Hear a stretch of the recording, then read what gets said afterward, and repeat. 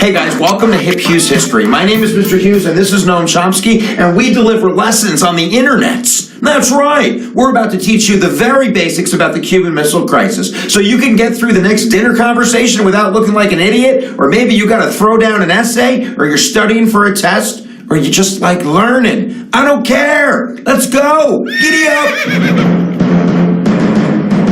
All right, let's start first with geography. So if you look at the map really quick, obviously Cuba, really close to the United States and the Caribbean, 90 miles from the shores of Florida. So if I'm writing about the Cuban Missile Crisis, which occurs in October of 1962, I'm going to start with geography and talk about proximity and closeness. And then I'm going to backtrack, go back in time. Let's go, watch. And suddenly we're in 1823. In 1823, James Monroe warns Europe with the Monroe Doctrine to stay the hell away from my side of the globe.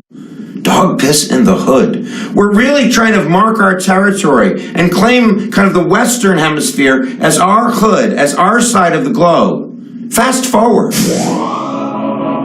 Spanish-American War. In 1899, the United States engages Cuba through Spain in the Spanish-American War. This is really a war of imperialism. It's a whole nother lecture. But in order to understand the Cuban Missile Crisis and the communist revolution in the late 1950s in Cuba, we need to understand that the Cuban people had lived under American imperialism after the Spanish-American War for upwards of 50 years. So we're controlling trade and their foreign policy and their economics. So that's going to be kind of the context for the beginning of the Cuban Missile Crisis. Start with the Monroe Doctrine, and then talk about kind of the Spanish-American War and imperialism, and then we're ready to go.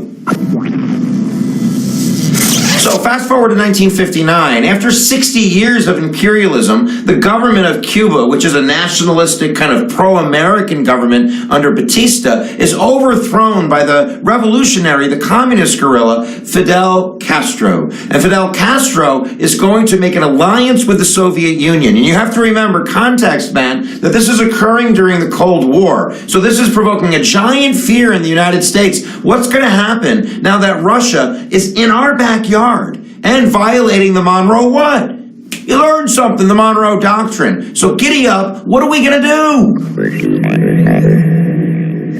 So in 1959, we had a Republican president, Dwight Eisenhower. So Eisenhower puts into motion a CIA plan, which will be known as the Bay of Pigs, which is designed to use Cuban exiles that were, from Cuba, send them back with American support to overthrow Castro and, revive the Monroe Doctrine and get these commies out of our backyard. And then JFK's elected.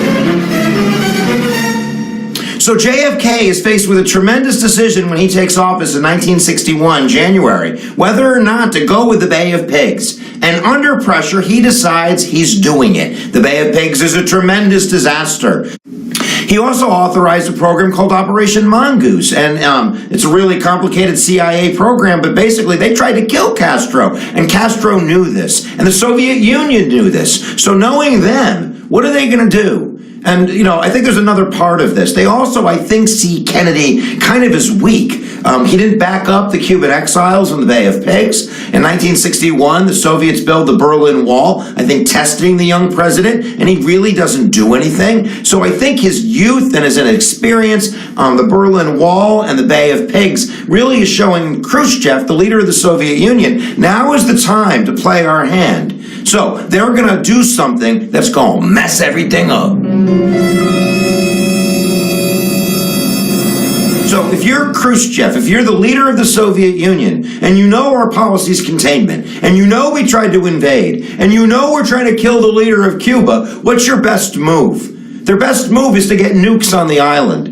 Now, if you compile the contextual ideas that I just laid out for you, and you kind of understand that JFK is really young, and Khrushchev has seen JFK falter with the Bay of Pigs. He's seen JFK not react strongly when they built the Berlin Wall in '61. He's going to make his move. So in the summer of 1962, he begins to install ICBMs, intercontinental ballistic missiles, pointed at the United States under our noses.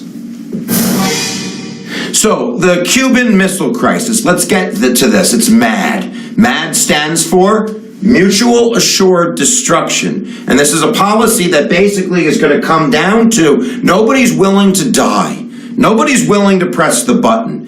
So, in 1962, in October, to be exact, this is October 15th to October 28th. It's called 13 Days in October, right? We discover the missile sites. A U-2 flight, not the band, but a plane high out of radar range, takes some snapshots, and we find out that the Soviet Union is putting missiles on the island. So JFK has to react. What is he going to do? Let's find out. His first reaction was actually to invade the island. Not many people understand how close to the abyss we were.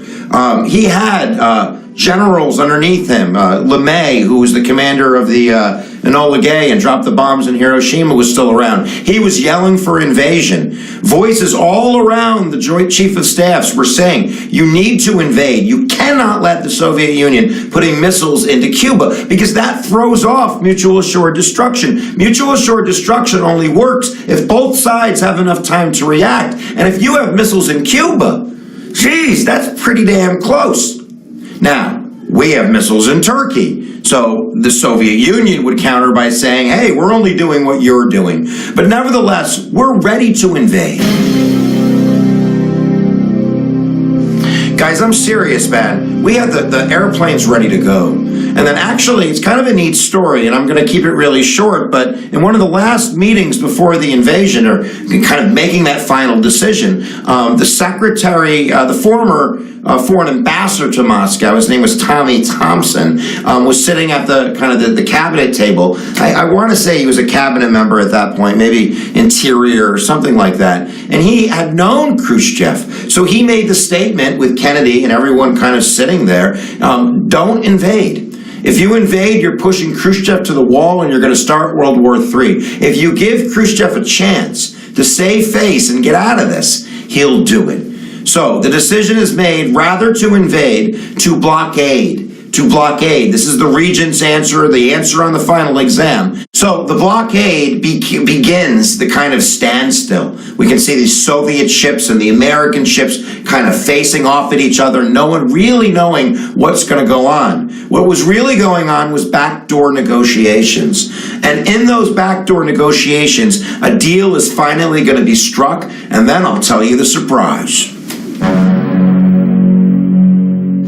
So look, at the end of the day, even though at the end of the crisis, I believe on the 27th or the 26th, the Soviets shot down a U-2 plane, and that kind of escalated everything, cooler heads prevail. And here's the deal. And you're going to get some people in the United States that are going to be really upset with this deal, because part of the deal is we're not going to invade Cuba again. That's what the Soviets got out of this. We agreed never to invade Cuba, and we agreed to dismantle some of our own ICBMs in Turkey and Italy, which are really close to the Soviet Union. But the Soviet Union agrees to do what we wanted, which is get the missiles out.